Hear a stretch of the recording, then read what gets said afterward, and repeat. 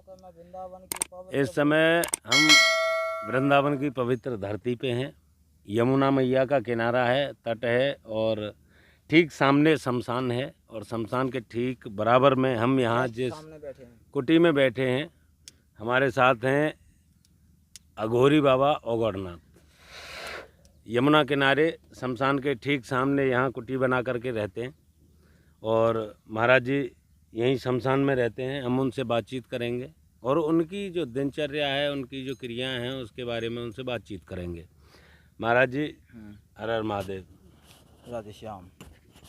महाराज जी आपका नाम क्या है? हमारा नाम ओगड़ बाबा देवनाथ।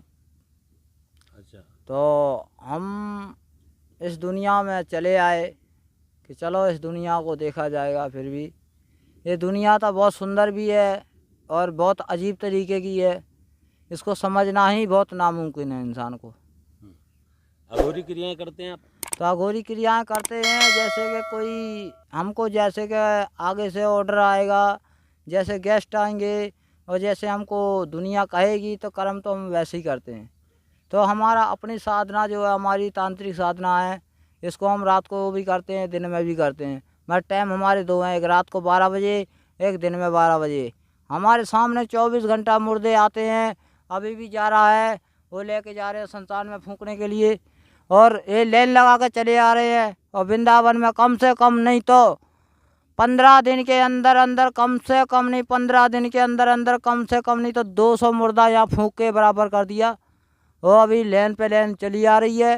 ये कोरोना है, पता नहीं क्या है, देश को उजाड़ने की सलाह है, क्या है, इसमें आपको सोचना पड़ेगा और थोड़ा गौर करो। क्या महाराज, क्या अघोरियों की दिनचर्या कैसी होती है? क्या क्या करते हैं अघोरी? अघोरी देखो कर्म करते हैं, अपनी पूजा पाठ करते हैं, उनमें उनके बोल वचन होते हैं, कुछ नियम धर्म बांधे जाते हैं।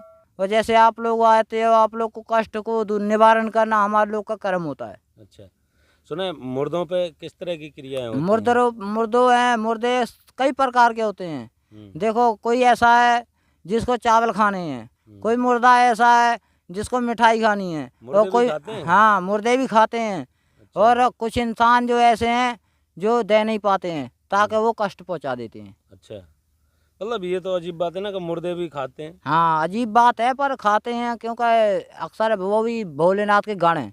अच्छा, कैसे पता कैसे चलता है? पता ऐसे चलता है, जैसे हम लोग हैं, कभी घर में सोए हैं, अकेले सोए, नाइट में बत्ती बंद कर देते, लाइट बंद कर देते हैं, और सोने के टाइम हमको जब सीधे सो जाते हैं, सिर मत्था आसमान से मिल जाता है, तो उस टाइम उसका शक्ति का तुम्हारे ऊपर प्रभाव हो जाता है। अच्छा। तो तुम्हारी आत्मा निकलने के बाद कहीं से कहीं ले जाता है, वो घुमाएगा फिराएगा, इधर उधर रखेगा। जब उसमें से आत्मा तुम्हारी आँख खुलने के समय पे देख लेगा, उस टाइम छोड़ देगा, तुरंत शरीर में प्रवेश हो जाएगी तुम्हारे। आँख खुलते ही तुम देखोगे, अरे ये क्या हुआ मेरे साथ, मैं कहाँ था, तुम सोचोगे, अचंभे में पड़ जाओगे। ये कैसी घटना देख ली मैंने, ये कैसा सपना देख लिया मैंने। ये सब क्या होता है, ये सब तांत्रिक क्रियाओं का वास होता है। और इसमें क्या होता है, कुछ ऐसे पितर देवता, जो हमारे घर के पितर देवता हैं, यही भूत प्रेत होते हैं। अच्छा। जो हमारे सियाने बुजुर्ग हैं, इनकी सेवा नहीं कर पा रहे हैं, ये हमें सताते हैं। अच्छा, ये क्या है महाराज? ये क्या है? ये जो है हमारे पास, ये है एक आदमी की हड्डी है। ये आदमी की हड्डी है, इससे हमने अपने रिश्ता जोड़ रखा है कि हमारे को हर चीज़ को तू देते रहे, और तेरे को जो चीज़ चाहिए वो हम देंगे। मगर इतना है कि हम संसार का खून तो नहीं दे सकते हैं, मगर हम अपना खून तेरे को दे सकते हैं।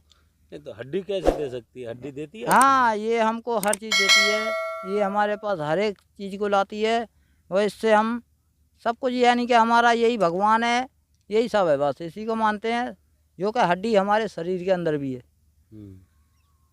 और ये हाथ में ये जो, हाँ ये भी एक कहते हैं, ये भी लड़की की हड्डी है, मगर ये छोड़ दिया, संसार में पड़ा हुआ था, तो इसको हमने रखा है अपने साथ, ताकि ये एक भटकती हुई आत्मा की है, जो कि किसी ने हबी नबी करके मार फेंक के छोड़ दिया, और इसका क्रियाक्रम कांड नहीं हो पाया।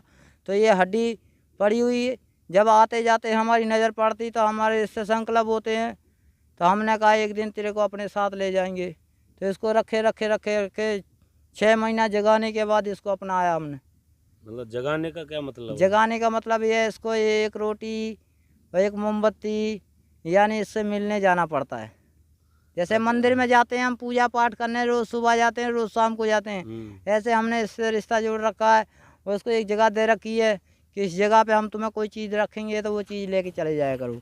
अच्छा, तो ये जैसे तुम कह रहे हो कि हड्डी जगाते हैं, तो हड्डी आपने ये जो जगाई हुई है, इनके जगाने का कोई फायदा होता है? हाँ, फ़ायदा होता है। अच्छा। फ़ायदा होता है हमको, फ़ायदा ना होगा तो हम इसको फेंक नहीं देंगे और हटा देंगे।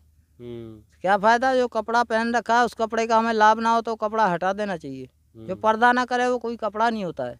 तो ये आपके काम भी आती है? हाँ, हमारे काम भी आती है। कैसे, किन किन काम? जैसे हमारे को कोई कष्ट होना होता है, कोई हबी नबी होनी होती है, कोई घटना बननी होती है, तो ये हमारी जो उस टाइम मदद कर देती है। अच्छा। हाँ, ये ज़्यादातर तो हमारे पास क्या, हम अकेले रहेंगे, हमारे पास कोई आगे पीछे नहीं है, कोई चौकीदार नहीं है, कोई ऊपर नीचे नहीं है, जो आज तक दुनिया में अच्छा भी बोलती है बुरा भी बोलती है। हम सब चीज़ को सहन बर्दाश्त करते हुए तब इस चीज़ को अपनाते हैं कि ये चीज़ एक ऐसी है जो सब भैरव को कैद कैद कर लेती है। अच्छा। जो भी आता है उसको खोपड़ी को बस में कर लेती है। उसको बस में करने के बाद उससे हम बातचीत तक लाभ करते हैं कि हाँ भाई कैसे है, तेरी दुनिया की लाइफ कैसी है, तो उसमें तू हमें कुछ बता, तेरे को कुछ प्रॉब्लम है तो हमें कुछ बता, ऐसे हम उसको पूछा जाता है।